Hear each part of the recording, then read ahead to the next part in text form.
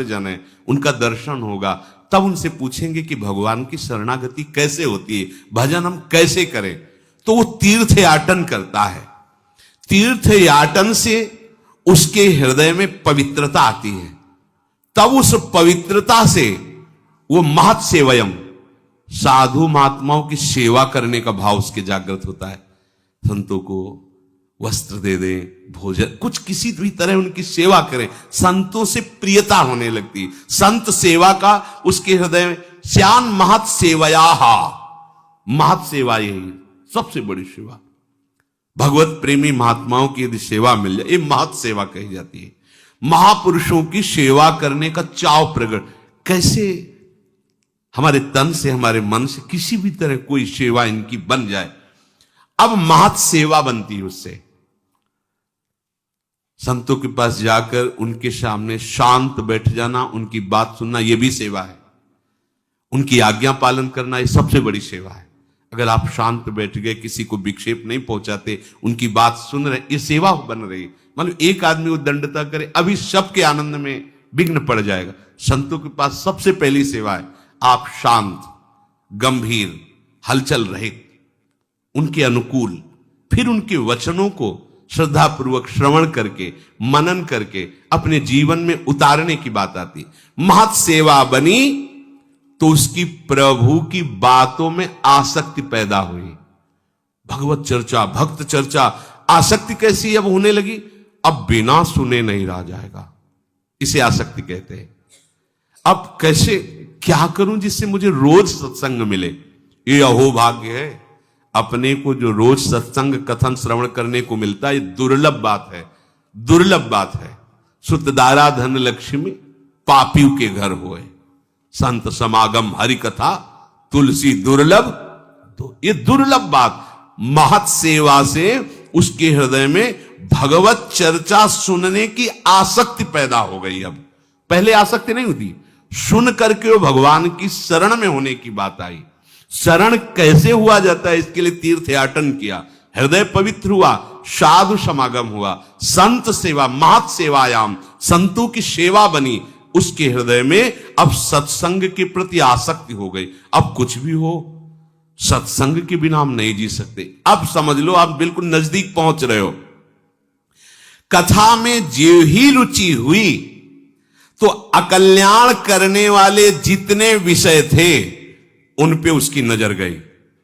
काम, क्रोध, लोभ, ये जितनी उत्तेजनाएं थी, जो ये बुरे वेग थे जिनके कारण वो माया में गिर रहा था, उस पर नजर गई उसकी कि अरे मैं इनको सुख समझ रहा था और ये हमें नष्ट कर रहे हैं। अब उनके वो हर सलाह को काटने की बात उसके मन में आई। जो काम क्रोध की सलाह से वो भ्रष्ट हो रहा था, सत्संग में उसको ये विवेक प्राप्त हुआ और अब वो शासन करने लगा। उन विकारों को असह्य नहीं हो जाना, ये उनको नष्ट करने का उपाय है। अब सहा नहीं जा रहा, व्याकुलता हो जाना, ऐसा हम लोग नहीं कर पाते। हम लोग बहुत छुपा के अपने हृदय में उनको रखते हैं, तो इसीलिए वो बने हुए हैं। जिस दिन आप व्याकुल हो गए, अरे ये दुष्ट मुझे कितना नष्ट, भयभीत हो जाएगा वो। सच्ची मानिए, तुम इतने बल से बलवान हो कि तुम्हें काम परास्त कर दे, ऐसा नहीं हो सकता। तुम अपने बल को देख नहीं पा रहे हो। मेरे बल सी वृंदावन रानी, महारानी जी की तरफ देखो, फिर देखे तुम्हें कौन देखता है बुरी नजर से। न काम, न क्रोध, न लोभ, न मोह, न मद, न मत्सर।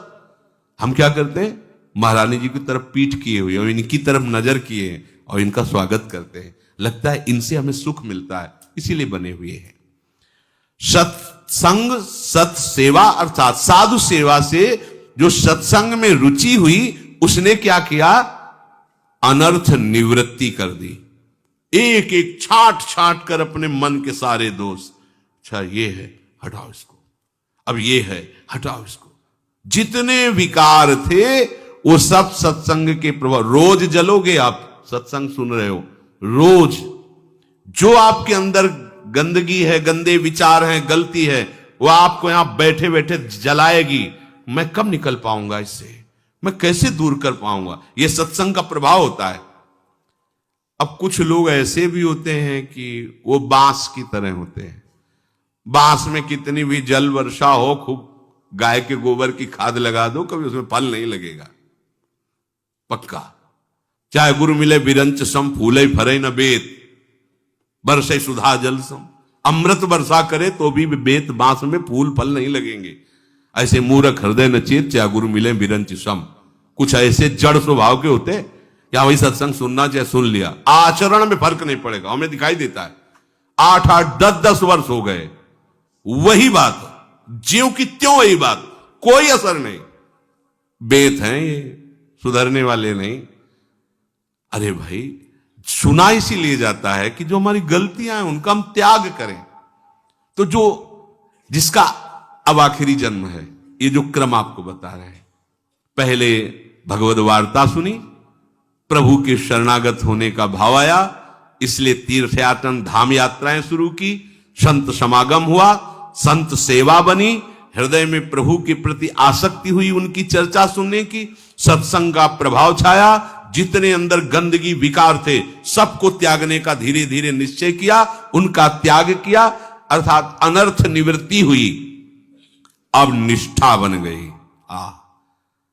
अब निष्ठा बन गई। एक भरोसो, एक बल, एक आस, विश्वास। जितने भी रजोगुण तमोगुण के प्रभाव थे सब खत्म हो गए। एकमात्र भगवान की प्राप्ति की लालसा, एकमात्र आठों पैर प्रभु का चिंतन। धीरे धीरे एकाग्रता बढ़ी और ऐसा आनंद आने लगा कि अब वो अपने मन को प्रिया प्रीतम से हटा ही नहीं सकता। धीरे धीरे प्रेम की प्राप्ति हुई, प्रेम रूप प्रिया प्रीतम में तन्मय हो गया। ये है तो काफी सीढ़ियां तो लांघ ही चुके हैं। अब जो 1-2 सीढ़ी और रह गई है, ये सीढ़ी थोड़ा लंबी पड़ रही है। अनर्थ निवृत्ति, ये जो विषय विकारों के प्रति महत्व बुद्धि है, ये हट जाए बस। तो अभी अगला सोपान आनंद का है। जैसे बिल्कुल आ चुके हो, आनंद सिंधु में बस कूदने का है। ये जो लंबी सीढ़ी है एक, ये अनर्थ निवृत्ति नहीं हो पा रही। बीच बीच में हमारे अंदर काम क्रोध आदि की वृत्तियां सुख बुद्धि पैदा कर देती है, तो वहीं अभी हम खड़े हैं। इस सीढ़ी को लांघना होगा। अगर इस सीढ़ी को लांघने का आपके अंदर विचार आ गया है, तो अभ्यासेन, आपका अभ्यास जो कमजोर है उसे पूरा करो। जहां आप खाली समय देंगे वहीं ये विकार आपको रौंदेंगे। अगर खाली समय नहीं है और विकार आ रहा है तो आ नहीं रहा, वो जा रहा है, नष्ट हो रहा है, अब उसकी सत्ता नहीं रही। बस आपको इतनी बात माननी है। इस पर विशेष चर्चा आगे भी कल भी होगी, पर आपको इतनी बात मान, आपको खाली समय को महापाप समझना है। खाली समय जब आप प्रभु का नाम जप नहीं करें, ये तो बहुत मतलब आश्चर्य की बात लगती है कि जैसे अपने लोग भगवत वेश धारण किए हुए हैं, अपने लोग वृंदावनवासी हैं, फिर क्रियाशील होने पर अगर विस्मरण हो जाए तो थोड़ा सा लगता है कि असावधान साधक है। क्रियाशील होने पर आप क्रियाएं कर रहे हैं और भूल गए, नाम भूल गए प्रभु, तो उसमें थोड़ी सी छूट रहती है कि क्रिया में है, अभ्यास ठीक नहीं इसलिए भूल गया।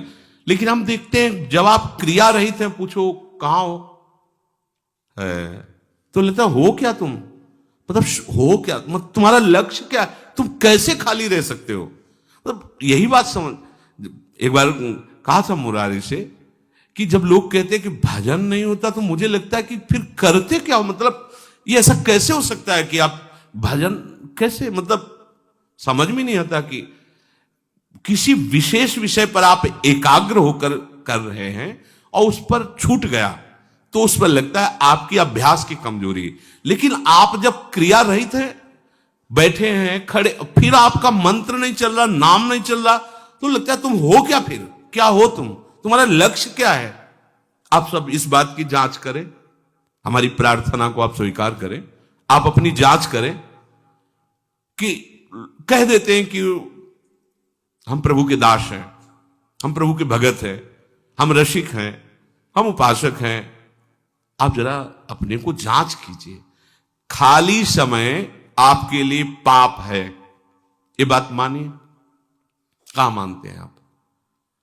खाली समय आप प्रभु से बढ़कर कोई बात है? प्रभु के नाम से बढ़कर कोई चिंतन का विषय है? प्रभु की महिमा, प्रभु का रूप, प्रभु का धाम, सब छोड़कर ऐसे कहां चिंतन? ऐसे ये तो बिल्कुल संसारिकता हुई। ये तो संसारिक आदमी का लक्षण, परमार्थ का तो ऐसा नहीं। ऐसा कैसे हो गया? मतलब यही बात आती कि ऐसा हो कैसे गया? आप खाली कैसे हो? ऐसा कैसे हो सकता है? मेरी तो बातें ही समझ में नहीं आती। आपका लक्ष्य नहीं बना क्या भगवत प्राप्ति? आप प्रिया प्रीतम को अपना नहीं मानते क्या? आप क्या उपासक नहीं है क्या? आप क्या हैं भाई? इस बात पर आप चिंतन कीजिए। यदि आप ऐसी गलती करते हैं तो मत कीजिए, क्योंकि आप बहुत चढ़ चुके हैं। मनुष्य शरीर, उसमें भी एकदम नजदीक आ चुके हैं। धाम प्रेम समुद्र है। प्रिया प्रीतम इसी प्रेम समुद्र के ऐसे नील कमल, स्वर्ण कमल है। आनंद का समुद्र लहरा रहा है और हम अभी सूखे में खड़े हैं। ये खाली होना हमारे लिए महापाप है।